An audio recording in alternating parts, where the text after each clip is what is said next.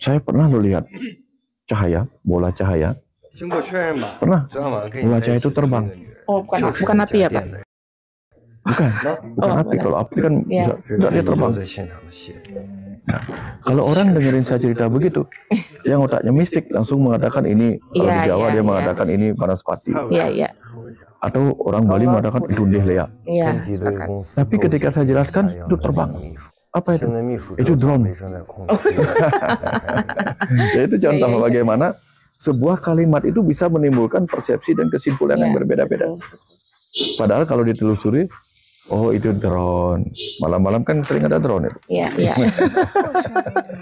Iya. Nah, masih perlu pandangan baru ya Pak ya untuk bisa sedikit memberikan keterbukaan lah ya buat orang-orang. Terus saya pribadi Pak di sini karena takutnya kalau kesana kalau bener gitu, kalau nggak ada yang menguatkan kayak Pak Wayan kan tiba itu lagi Pak, orang itu lagi. Orang itu lagi.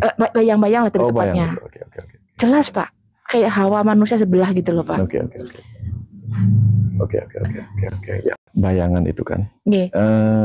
Jadi warna hitam berarti ya, namanya bayangan. Pak, itu kayak muka, badan, kaki itu seperti manusia, hanya nggak ada. Tapi nggak ada. Nggak. Tapi mata ini ya orang Pak. Jadi nggak hitam. Jarak.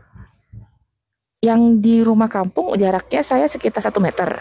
Karena saya berdiri posisinya lagi pada keliling. Kalau yang di rumah jarak 2 meter. Melihat itu? Sama Pak. Pakaian, muka, wajah. Padahal saya lama nggak kontak beliau. Oh, oke. Orang ini jadi. Oh, ini benar-benar orang maksudnya?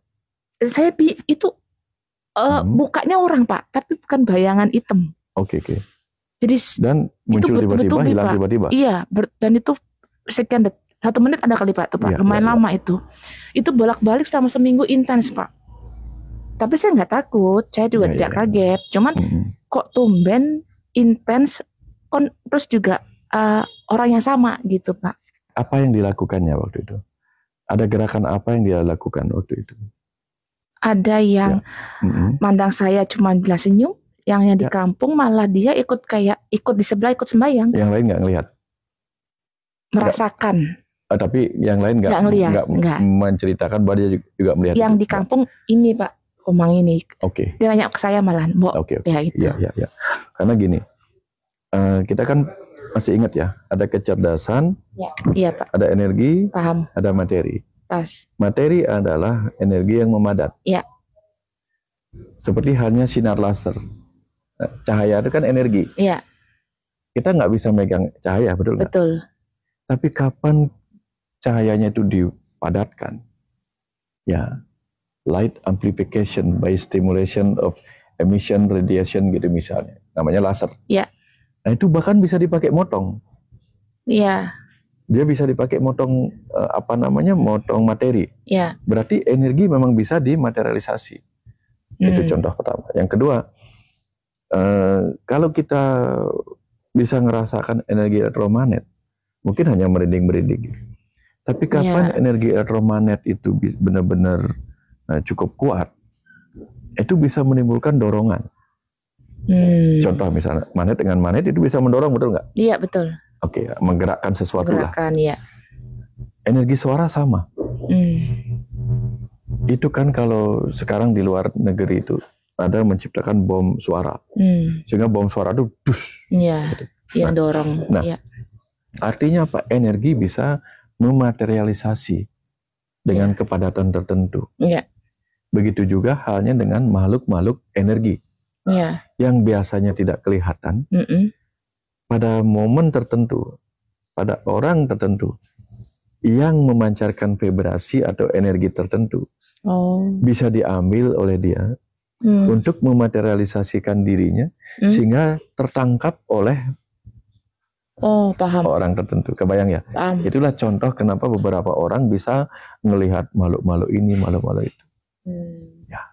Tetapi tentu yang namanya hal seperti itu kan buktinya diperiksa dengan alat ini nggak bisa, diperiksa dengan alat itu nggak bisa. Betul. Tapi di film-film, di CCTV tertentu kan ada yang merekam seperti itu. Gerakan-gerakan seperti itu. Infrarednya masuk dia. Bagaimana mereka melakukan itu. Nah, jadi seperti itu. Ada, tetapi tidak semua harus dibawa ke situ. Ya, paham. Jadi contoh. Sehingga kalau hal-hal seperti itu memang pas momennya, jadi layak dipercaya. Ya, karena memang agak, ya bukan saya gimana Pak, karena case itu waktu itu tuh benar-benar intens sekali soalnya munculnya, gitu, dan betul-betul di objek orang yang sama gitu. Jadi itu yang agak perlu, istilahnya perlu pertimbangan Bapak gitu, apakah ada sesuatu yang perlu saya gali di situ? Ya, kalau orangnya sama, sosok itu kira-kira, dunia kan paradoks. Ya. Sosok itu tua apa muda? Tua. Lebih tua dari saya. Secara fisik kita kenal Pak. Maksud saya. Tapi orangnya masih ada? Masih Pak. Masih hidup orangnya. Tapi dia figur otoritas apa figur apa? Figur otoritas yang dipercaya apa yang dibenci? Oh enggak, kita baik. Oh baik. Ya. Dan dia, kelebihan dia apa? Kelebihan dia orang spiritual. Oh iya, orang spiritual. Ya. Oke. Dia orang pelukis juga. Oh, beliau juga ada usaha apa, saya lupa gitu. Tapi beliau ketika ditanya nggak merasa melakukan belum pernah ketemu lagi Pak. Jadi kita lama nggak kontak ini Pak. Jadi makanya saya agak kaget loh, kok Bapak ini gitu. Karena kejadian-kejadian seperti ini sering diceritakan. Contoh. Yang ada teman gitu. Dia sebenarnya sedang keluar rumah. Tapi koneksinya dengan rumahnya sangat baik. Sangat harmonis dengan lingkungan rumahnya, bahkan dengan energi-energi alam lain di rumahnya, dia sangat harmonis. Ya, kalau kita di Bali kan kenal bagaimana disuruh kita harmonis dengan parahyangan. Nah, di Bali kan ada tugu-tugu penunggun karang, tugu pengijeng. Nah, kejadiannya unik. Ketika dia keluar rumah, orang yang mau mencari dia ke rumah, tiba-tiba melihat dia ada di rumah. Oh iya, sepakat. Ini contoh bagaimana si makhluk itu bisa memanifestasi menyerupai ini. Atau kadang orangnya itu ada di rumah, orang lain melihatnya sedang di luar. Saya ketemu kamu kemana kemarin? Bingung sih. Itu apa Pak penyebabnya? Itu contoh bagaimana ada energi-energi, makhluk-makhluk energi yang menyaru dengan tujuan tertentu. Tujuan menyampaikan kabar, ada tujuan untuk menyampaikan pesan, untuk sebuah, ketika dia sering muncul, kenapa tidak ditengok aja secara real? Nah, gitu. Itu ceritanya Pak. Saya gitu, kenapa nggak kontak fisik gitu? Maksud saya tengok aja secara real. Siapa tahu ada sesuatu yang ingin dia sampaikan. Nah, itu gimana tuh Pak? Kenapa harus energi itu yang muncul tidak langsung? Nah, dalam hal urusan kita bicara tentang saudara empat ini. Di masa lalu tuh orang-orang itu wikan-wikan sakti-sakti. Oh, telepati itu ya Pak? Iya, dia bisa. Kalau sekarang pakai CCTV atau video call. Video call, ya Pak. Dulu orang pakai itu. Karena saudara empatnya kan sama.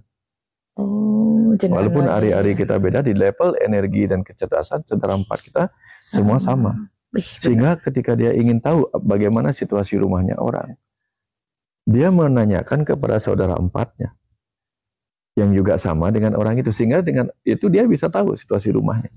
Berarti itu disengaja ya Pak jatuhnya ya? Jadi artinya ketika si saudara empatnya kita meminta kita ketemu dengan si orang itu, maka saudara empat kita, mungkin saudara empat kita yang mewujudkan dirinya menjadi bayangan orang itu, untuk memberi pesan kepada kita agar kita mengunjungi orang itu. Bisa jadi mengunjungi orang itu, karena ketika dia sering datang kan berarti kita sering mengunjungi. Misalnya nih, ada orang miss call kita, berarti kan kita bisa nelpon balik. Iya. Nah, kalau dia sering menunggu kita, baik, tanpa pesan, tapi dia terus hadir dengan tanpa sebuah pesan tertentu, berarti kita disuruh ke sana untuk memastikan ada apa gitu. Siapa tahu kan? Oh begitu.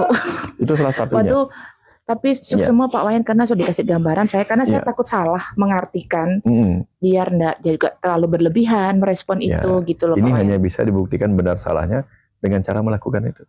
Yang disebut pratyaksa tadi, periksa langsung ketemu orangnya. Siapa tahu memang kadang kita bisa, orang itu siapa tahu dia dengan kemampuan dia melukis, orang pelukis itu kan imajinasinya kuat. Sepakat. Apalagi orang tua, kita nggak tahu bagaimana kemampuannya. Kalau dia mengimajinasikan, midupang idep namanya, maka dia bisa saja memanggil kita secara ini. Berarti itu dengan sengaja ya Pak, bukan karena kebetulan lah bahasa saya gitu. Orang yang pernah diceritakan di Kute ini, beliau namanya, beliau seorang pemangku pura dalam di Kute. keponakannya bercerita. Keponakannya sendiri bercerita. Karena dikasih tahu, yang kenal beliau ketika masih hidup, yang pernah periksa ketika sakit. Jadi beliau sendiri di masa itu di tahun 90-an, di bawah 90-an lah. Beliau sendiri pemangku dalam ini cerita bagaimana beliau mengadakan pertemuan-pertemuan seperti itu. Bahkan beliau berkirim surat itu dengan sekeping bunga.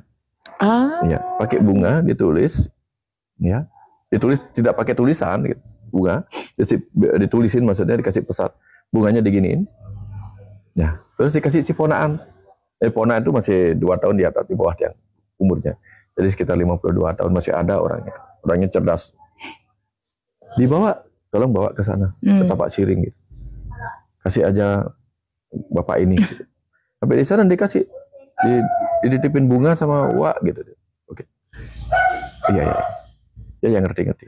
Nah, nggak tahu bagaimana ceritanya mereka berkomunikasi dengan bunga. Apa yang terbaca, itu contoh. Terus mereka sering katanya mengadakan pertemuan. Nanti kamu akan lihat Wak datang turun dari atas. Nah, jadi di Bali itu memang ada zaman-zaman itu. Cuman sekarang kemampuan itu tidak ada. Kemampuan out of body experience itu sudah tidak terlalu dilatih lagi. Karena ngapain juga pakai dupa begini. Kalau bisa CCTV, video call, Zoom gitu. Iya, lebih mudah Pak ya. Itu yang menyebabkan kita tidak mengeksplor kemampuan-kemampuan seperti itu. Nah, berhubungan dengan itu Pak, misalnya lagi Pak, saya ini belakangan ini agak lucu nih. Setelah kejadian yang saya bilang 2022 itu ya Pak, banyak hal yang seperti gini. Saya dulu orangnya tidak suka film action Pak. Yang urusan kungfu itu kurang lah dulu saya Pak. Tapi setelah ini saya ngeliat orang main taekwondo apa tuh, saya kok kayak seolah-olah pernah gitu ya Pak ya, kok malah seneng gitu loh jatuhnya. Lihat apa? Action apa, bela diri. Oke. Ya. Jadi dulu tuh kan kayak saya berantem kesannya begitu ya Pak. Nggak tahu belakangan setelah saya melakukan kejadian itu, malah saya ngeliat kayak yang lompat dari pohon ke bawah. Terus kufu apa itu unik gitu ya Pak. Kayak jadi setelah kejadian yang saya alami kemarin itu, setelah saya pulih itu ya begitu Pak. Ketemu bukunya Bapak, ya YouTube-nya Bapak. Itu setelah itu Pak. Jadi saya kayak newborn gitu ya, boleh dibilang saya. Karena agak berbalik gitu dari apa yang selama ini saya pikirkan gitu, lebih tepatnya mungkin nggak nyampe mungkin saya ke sana. Ya, cuman dulu kita mengalami tanpa memahami. Paham. Sekarang kita masuk ke pemahaman tanpa perlu mengalami lagi. Rata-rata di masa-masa itu kita kan pasti belajarnya bela diri, kanuragan, biasalah di masa-masa itu. Apalagi tahun-tahun sebelum itu kan rata-rata orang belajar orhiba, kemudian ya ilmu bambu kuning. Kita belajar banyak. Rata-rata begitu sih dunia-dunia itu. Karena ketika kita ke arah ini, seringkali kita diajak untuk melewati itu. Memang harus ya Pak ya, kita kayak dibangunkan pas live kita gitu ya Pak ya. Kan materi, energi, kecerdasan. Betul. Awal-awalnya kita ya bermain material dulu. Iya Lalu mulai suka dengan hal-hal yang bersifat energi. Dulu bela dirinya bela diri material, pukul. Iya. Masuk ke energi, wah. Nanti setelah menemukan nggak ada apa-apa lagi bagi saya di sini, baru kita masuk ke spiritual yang kecerdasan. Iya betul, karena agak surprise Pak. Jadi setelah kejadian itu banyak sekali kayak yang nggak nyampe muncul gitu Pak. Itu sih itu. Ini memang tahapan-tahapan. Gitu. Berarti memang begitu ya Pak? Memang begitu rata-rata dan lihat begitu. Oh gitu ya Pak. Banyak dulu para pendekar. Sekarang masuknya ke wilayah jadi pemangku, jadi sulinggih gitu. Ya memang tahapannya begitu. Nah, sekarang ini lagi Pak, berhubung masalah itu. Kadang-kadang kan di tempat rumah kita di Bali atau di orang-orang yang dipilih, nah caranya bahasa kita ngiring gitu ya Pak ya. Kan ada pica-pica darah lisir gitu ya Pak ya. Apa ya, barang-barang peninggalan orang dulu lah Pak ya. Nah, itu bagaimana supaya tidak terlalu fanatik, tapi tidak juga melupakan, tapi tidak melekat, kan agak-agak ini ya Pak ya. Gimana itu ya Pak menyikapi itu ya Pak? Itu kan gini, ada keris, ada lontar, ada begitu gitu misalnya kan. Perlakukan saja seperti kita memperlakukan merajan, pelingi-pelingi, itu kan juga warisan. Iya, betul. Perlakuan seperti itu. Masalahnya nggak semua orang Pak berpikirnya ke situ Pak. Oh gitu, iya, kan? Artinya itu kan hanya sama. Simbolik ya gitu ya hanya Pak ya. Sama seperti itu. Ya. Ada arca. Jadi perlakuannya seperti itu. Paham. Ya, misalnya kita ditinggalkan warisan berupa kalung emas begini, ini dirawat aja seperti semua perlu dirawat kan. Paham. Ditinggalkan rumah dirawat. Ya. Semua hal-hal itu perlu dirawat. Karena apa? Misalnya ada keris, kalau itu nggak dirawat kan dia mengalami oksidasi. Kalau dia keris besi ya berkarat. Ya. Kalau dia lontar dirawat supaya tidak dimakan rayap. Betul. Kita hanya perlu menganggap itu hal-hal yang sama seperti yang sudah biasa. Tidak semua orang bisa seperti itu, Bapak. Kadang-kadang terlalu berlebihan, bahkan cuek, benar-benar cuek. Itu kadang-kadang kan. Ya, itu karena tadi itu, karena apa? Dia memperlakukannya lebih, ya apa istilahnya dia, menganggap ini spesial, ini biasa. Ya. Padahal kalau pelinggih yang di rumah itu yang tugu merajan, itu kan kita rawat tiap hari maturan gitu. Itu juga sama. Ya, tapi kan kalau keris, kalau lontar kan rata-rata tiap purnama, purnama tilem. Artinya sebenarnya apa? Kita disuruh nengok. Menjaga lah jadinya Pak ya. Nengok kan kemudian dibersihin. Tujuannya dibersihin apa? Debu. Paham. Kalau dia kena debu, keris kena debu, yang terjadi apa? Begitu keris ditempelin debu, debu-debu akan menyerap air. Paham. Menjadi lembab, berkarat. Paham. Jadi kalau kita tengok tiap 15 hari sekali, wah ini debuan. Ya, kemudian dikasih minyak. Minyak itu kan isolasi. Iya, betul. Belum, Mas. Mencegah oksidasi. Itu sebenarnya hal-hal yang sangat ilmiah. Saya pribadi bersyukur Bapak kasih saya bedah itu karena supaya menyampaikan itu juga pas gitu loh Pak. Tidak terlalu berlebihan benda itu atau juga terlalu cuek dengan benda itu. Pas sajalah takarannya gitu. Jadi kan kita juga enak ya Pak ya membawa itu nggak jadi beban gitu bahasa saya gitu. Ya nggak apa kita diwarisan komputer. Ya entah di komputernya ditutup biar nggak debuan, sama itu sama aja. Sepakat. Keris, komputer, logam, namanya juga logam mulia. Karena kan keris-keris yang dulu kan susah bikinnya. Betul. Dan mungkin saja belinya susah. Betul. Ya kalau kita sembarangan gara-gara saya nggak pakai keris kok. Kalau sembarangan kan kasihan harganya. Iya. Padahal ya, kalau keris itu benda pusaka gitu misalnya,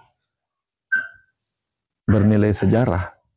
Pada saat kita lagi paceklik nggak punya uang, dijual bisa mahal itu. Iya, itu contoh. betul. Itulah warisan leluhur yang bisa membantu. Kalau mau dijual. Iya, paham. Ada kalau enggak misalnya nggak dijual, kita dititipkan banyak, udah simpan di galeri. Kan banyak orang penggemar keris. Oh ini keris pusaka peninggalan kakek saya tahun sekian bilang. Jadi saya pernah buka ini keris Empu Gandring, naga pasah dan naga apa? Roro Inten itu. itu sandiwara radio. Pak mungkin masuk ke dalam sedikit Pak. Ini masalah roh Pak ya. Jadi saya baru ini lagi. Pernah saya di titik yang duduk meditasi itu. Jadi ngeliat diri saya jalan, tapi di terowong Pak. Tujuannya seperti itu. Kayak terowongan gitu. Terowongan gelap di ujungnya cahaya. Rata-ratanya begitu biasa. Iya. Masalahnya sekarang Pak, kalau terowongan gelap yang ujungnya cahaya kan masih enak ya Pak ya. Iya. Itu terowongan tembusnya bawah air laut Pak. Yang tidak ada ikan, tapi pasir putih jelas. Di luar negeri sudah dibikin. Oh sudah. Ya, dibikin apa? Jalan raya bawah laut itu terowongan. Oh gitu ya Pak ya.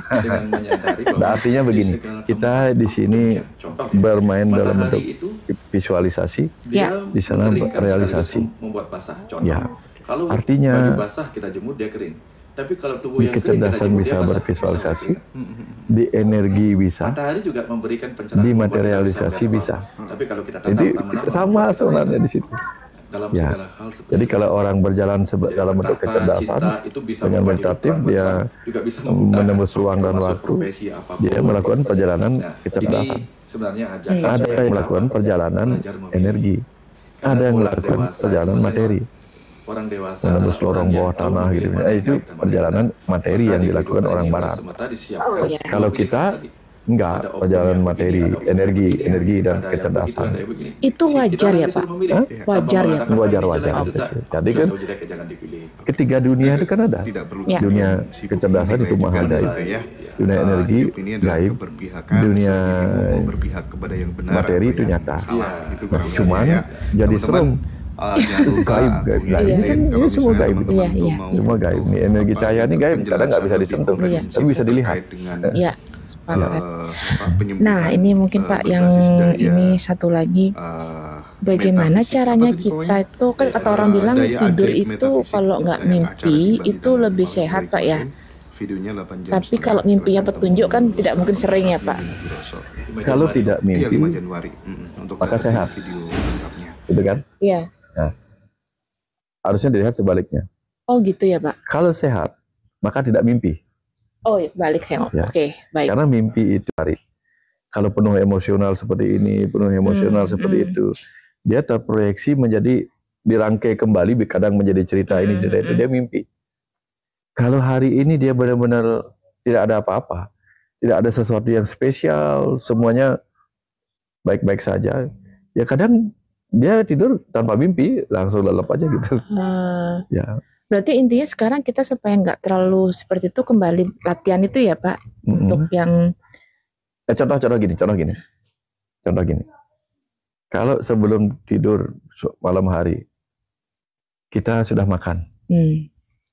Pas tengah malam, biasanya kita kan terbangun. Tapi perut masih terisi. Oh. Kan nggak lapar jadinya. ya. Tapi bayangkan kalau pas malam-malam kita belum makan dari siang, malam tidur, pas terbangun tengah malam, rasa lapar nggak? Iya. Nah itu contoh.